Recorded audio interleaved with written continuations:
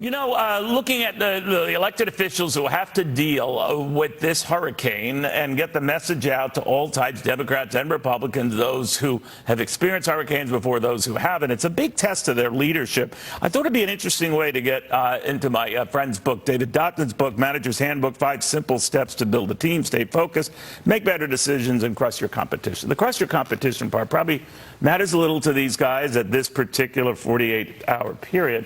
But I'm curious, Dave, a great book, and it's some very simple pieces of advice, but the approach that the governor's taking in Florida, governors in neighboring states are taking, of Republican and Democratic persuasion, and I talked to Democratic mayors, Republican mayors, to be on the same page, to deal with this issue, simple directives, end of story. That's kind of your mantra.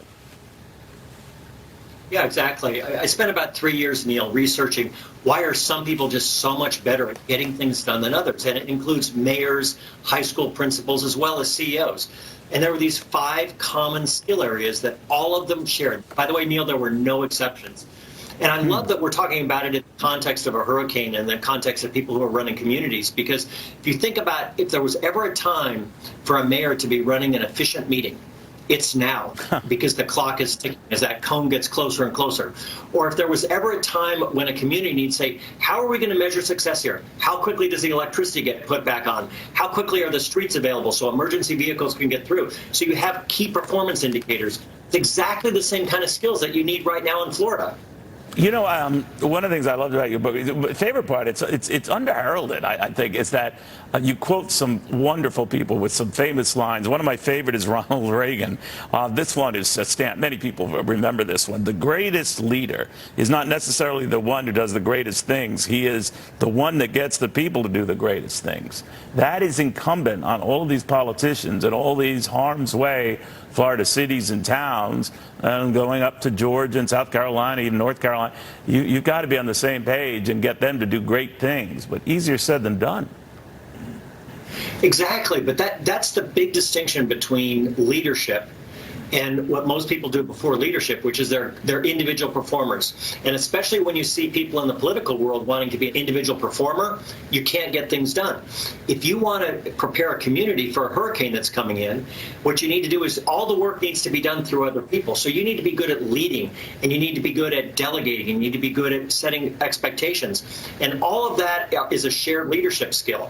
But no mayor, no matter how eloquent they are, no matter how bright they are, no mayor is going to be able to save their community from a hurricane. It's going to be the frontline workers, and they need to be leading the frontline workers, not doing it themselves. A lot of your book comes back to just getting a simple message across, but everything we do has to be simply done and not painstakingly confused. I think the section you talk about rules for email efficiency, don't drag and go on and on about it, limit the list of people you're talking to. We don't do that, though. The same comes to meetings that are meandering all over the map. Not here at Fox, Professor, of course. That's immune to us. But I get your point. But we don't do it. That's right. And actually, the pressures are increasing. So when I started and I first became a CEO, the average executive got about 1,000 communications a year. Now it's 30,000 communications a year. Wow. And so what we've done is we've created all of these ways to connect on our phone and our laptop, et cetera, which were designed supposedly to make us more efficient. And all it's done is it's made it easier for people to get in the way of us doing our work. And so the best managers are the ones who can break through that. And you don't do it just by having sort of a notion in your head, I'm going to be better tomorrow. You won't be better. The pressures are too extreme. So in the manager's handbook, what I did is I studied the people that were just superb at managing those forces and broke it down into few steps, like 7 steps for email or 5 steps for a meeting, so that the average person can open up the book and follow those guidelines. I wanted to democratize leadership. You don't have to go to Stanford, you don't have to go to Harvard to run a good company or to run a community in Florida.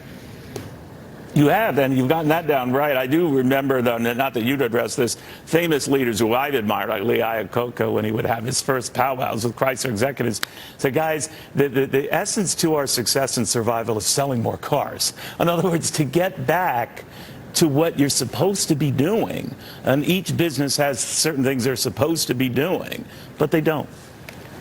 an English crew team a few years back, and they just had a miserable record in England in crew in the Olympics, and they wanted to create a winning team, and they just had one simple slogan in terms of what they were doing during the day. They just asked this question: does it make the bow go faster? That's it. Done. End of story. End of story.